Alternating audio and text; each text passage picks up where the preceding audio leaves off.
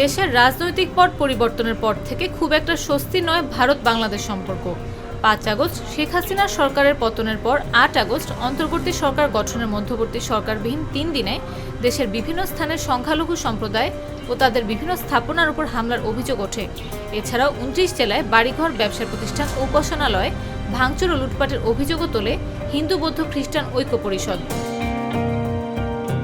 পরিস্থিতি জটিল হয় চট্টগ্রামের সনাতন জাগরণ মঞ্চের সমাবেশ ও পরবর্তীতে রাষ্ট্রদ্রোহের মামলায় ইসকন নেতা চিন্ময় কৃষ্ণ দাস গ্রেফতারের পর।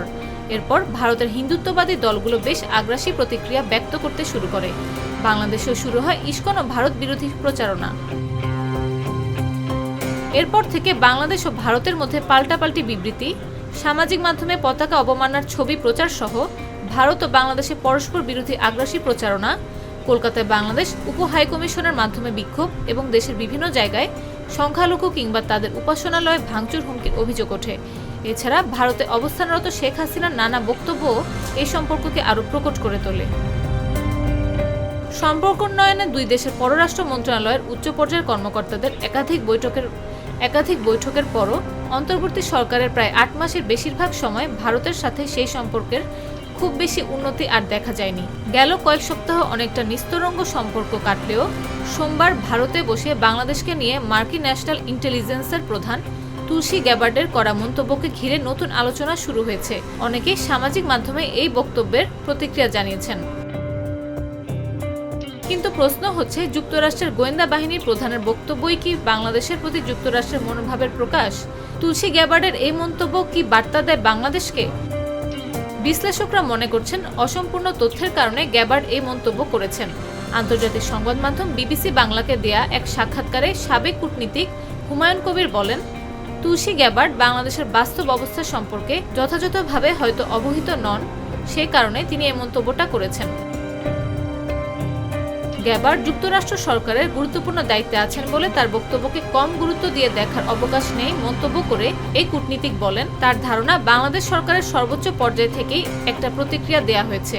এই বিবৃতির বাইরে বাংলাদেশের আর কোনো কিছু এখন আর করার প্রয়োজন নেই বলে মনে করেন সাবেক এই রাষ্ট্রদূত। বাংলাদেশ সরকারের সঙ্গে প্রেসিডেন্ট ট্রাম্পের ক্যাবিনেটের সদ্য দায়িত্ব নেওয়া সদস্যদের কথাবার্তা কেবল শুরু হয়েছে গ্যাবার্ডের এই মন্তব্যে উল্লেখ করে কবির জানান, এখন বাংলাদেশ সরকারের পক্ষ থেকে বাস্তব অবস্থা তুলে ধরলে মিস গ্যাবার্ডের অবস্থানের পরিবর্তন হতে পারে। গত 10 বছরে বাংলাদেশে যেসব জঙ্গি কর্মকাণ্ড সন্ত্রাসবাদের বিরুদ্ধে অবস্থান তৈরি করেছে, তথ্যপাত্তার সঙ্গে মার্কিন গোয়েন্দা প্রধানের বক্তব্য যে মেলে না, সেটা জোরালোভাবে তুলে ধরা উচিত বলে মন্তব্য করেন তিনি।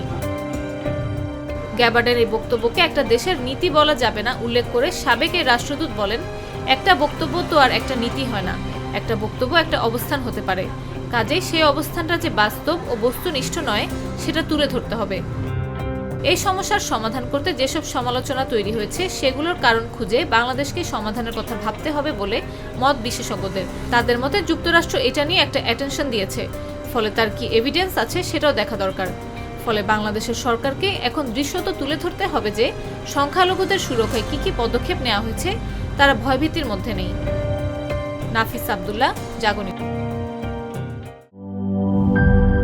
লিলি হালাল বিউটি সোপ, বিএসটিআই কর্তৃক সনদপ্রাপ্ত দেশের প্রথম হালাল বিউটি সোপ। দীপ্তিময় উজ্জ্বল ত্বকের জন্য।